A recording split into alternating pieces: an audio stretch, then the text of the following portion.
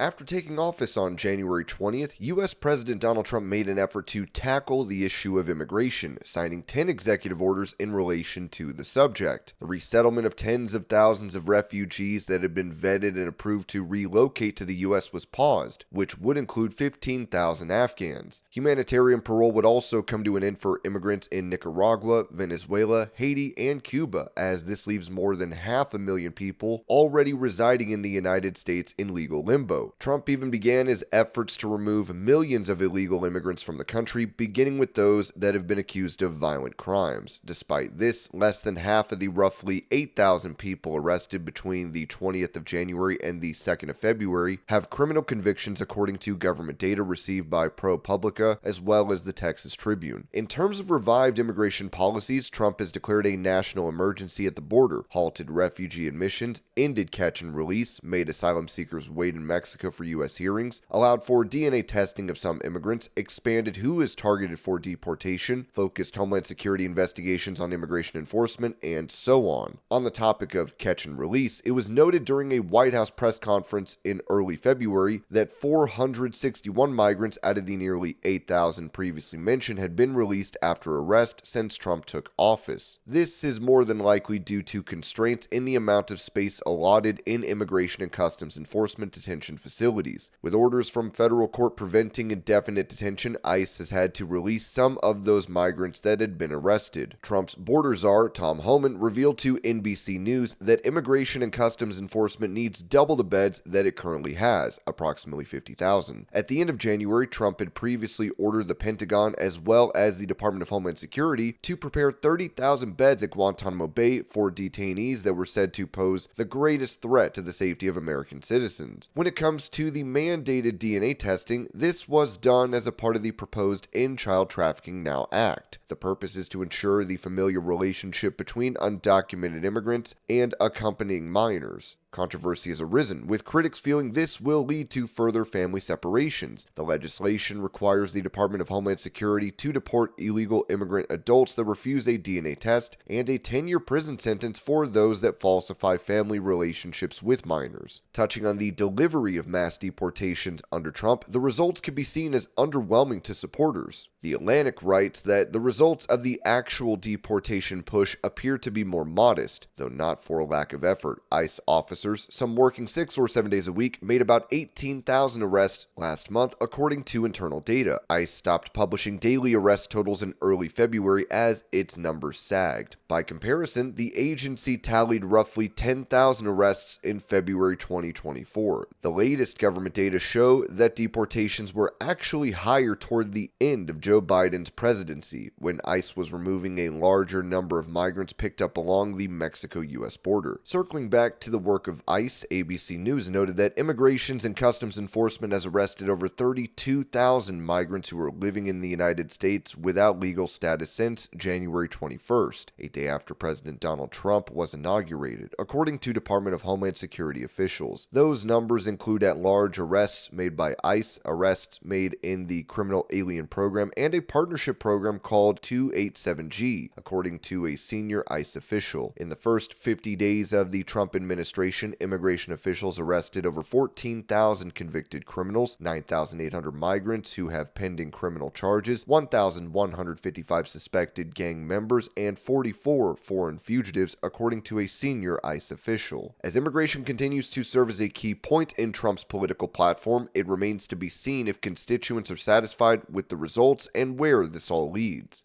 Thank you for watching 3 Letter News. Subscribe for more daily breaking news content.